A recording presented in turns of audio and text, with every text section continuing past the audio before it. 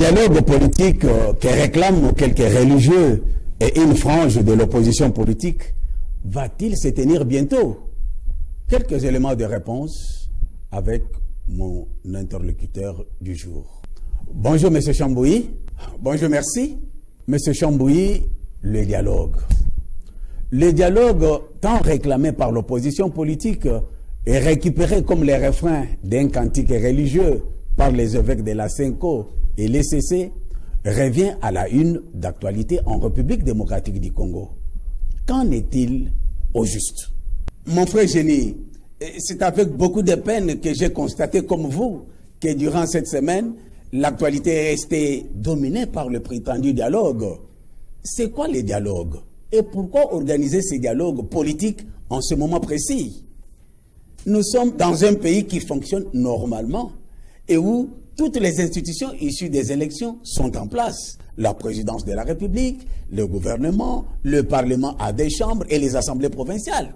Alors, faudrait-il sortir en dehors de ces institutions constitutionnelles pour se réunir dans un autre cadre non officiel et non légitime, pour se réunir avec les personnes sans mandat du souverain primaire et qui sont visiblement au service des impérialistes qui cherchent la balkanisation du pays?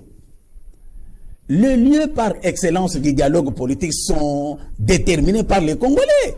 Il s'agit de l'Assemblée nationale, du Sénat et les assemblées provinciales. Le dialogue extra-parlementaire peut être possible après la guerre d'agression dont nous sommes actuellement victimes. Ça sera pour préparer l'après 2028 parce que les institutions légales actuelles seront hors mandat du fait de retards provoqués par la guerre d'agression n'ayant pas permis l'organisation dans les délais constitutionnels des élections requises.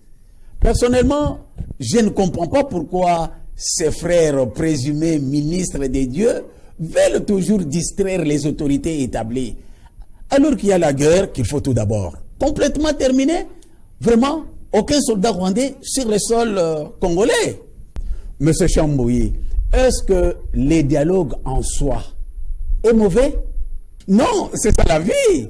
On dialogue tous les jours. Et en démocratie, le dialogue est une vertu. Mais en République démocratique du Congo, l'imaginaire collectif a donné à ces concepts les contenus qui inquiètent les gens. Surtout qu'on a encore de mauvais souvenirs de l'avènement AFDEL. Pour le peuple congolais, le dialogue veut dire la remise en cause des institutions établies, le partage des pouvoirs avec les bourreaux, donc les assassins, et procéder au brassage et mixage des forces de défense, donc revenir à la case de départ avec une nouvelle transition avant l'organisation des élections. Si les dialogues pouvaient unir les Congolais pour parler d'une seule voix contre l'agression, ça pouvait être une bonne chose. Mais chez nous, il y a des gens qui sont des émissaires de l'agresseur. C'est ça le problème. C'est ça le problème. Parce que nous avons les compatriotes qui sont les émissaires des agresseurs. Ces gens-là, qui sont du mouvement Sauvons la RDC, qui sont les relais du M23, hein, suivez leurs déclarations. Ils reprennent toujours les griefs et les narratifs développés par le M23.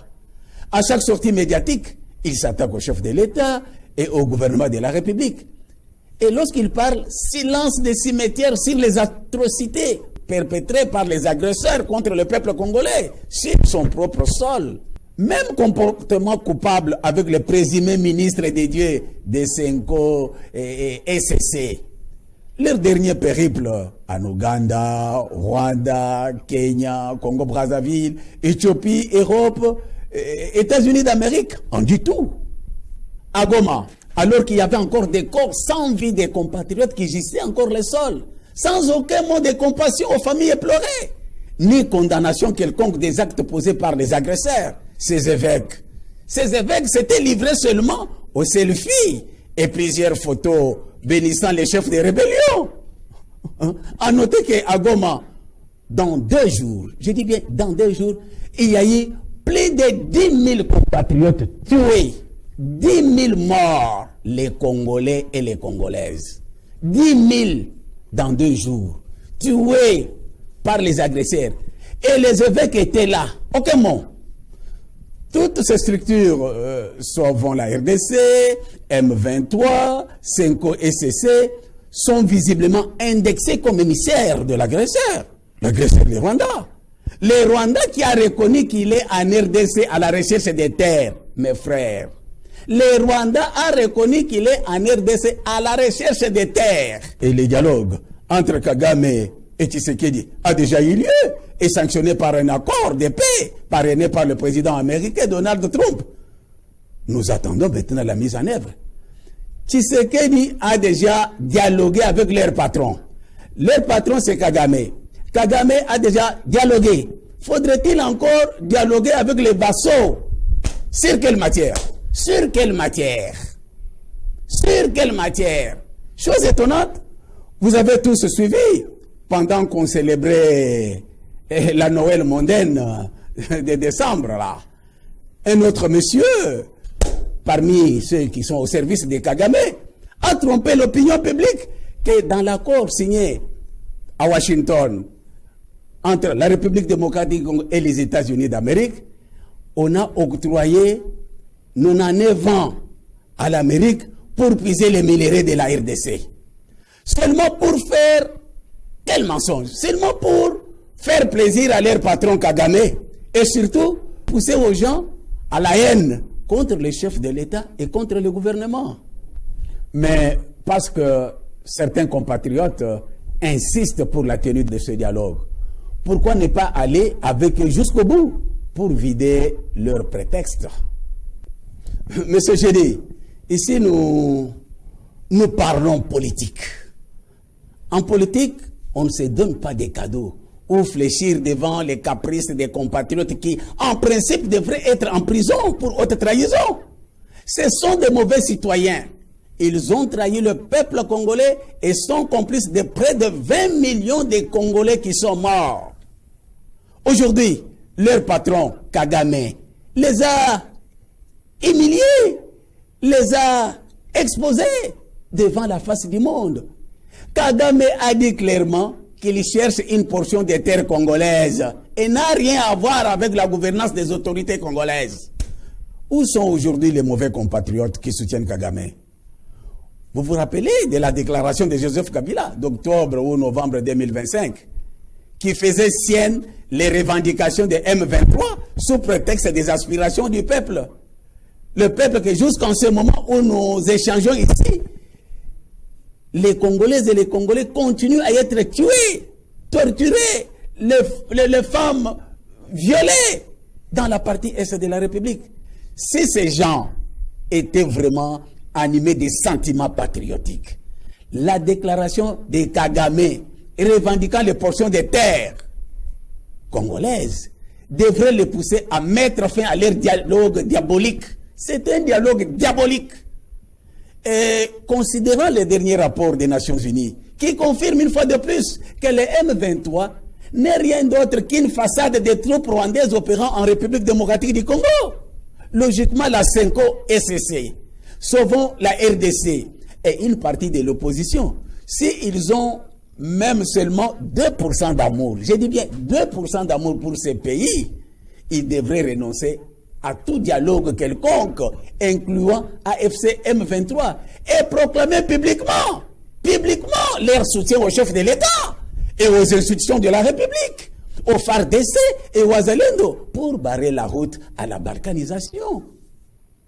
Paul Kagame a dit ouvertement qu'il cherche la terre en République démocratique du Congo.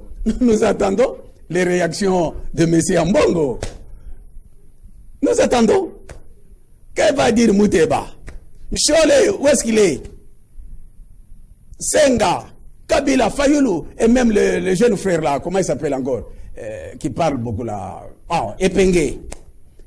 Leur réaction, Kagame a dit ce qu'il y a. Quelle est leur réaction? Comment ils se sentent en ce moment? Sont-ils dans la peau des Congolais?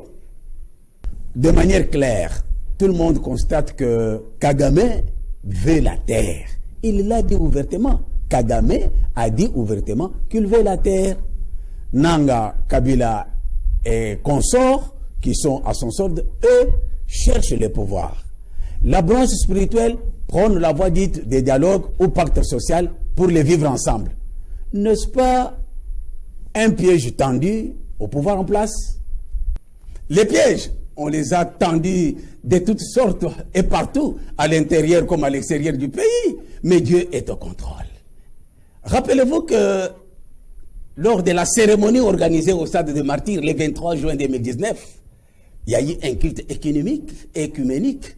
Et le chef de l'État avait dédié ce pays, la République démocratique du Congo, entre les mains de l'éternel Dieu de gloire, lui demandant de régner en roi de RDC. Dieu est véritablement au contrôle. Dieu est au contrôle par la voie diplomatique. Il y a eu déjà la résolution 2773 de l'ONU. Il y a l'accord de paix du 27 juin 2025, entériné le 4 décembre 2025, parrainé par le président américain, Donald Trump. Il y a l'accord de partenariat stratégique entre les États-Unis d'Amérique et la RDC. Et le 1/3 du budget de l'exercice 2026 affecté à la défense. C'est dire que les jours de la présence des soldats rwandais sur les sols congolais sont désormais comptés. Quant au dialogue entre Congolais, il y en aura autant convenable, par la volonté du chef de l'État et après la fin de la guerre. Merci, M. Chamboui. Merci.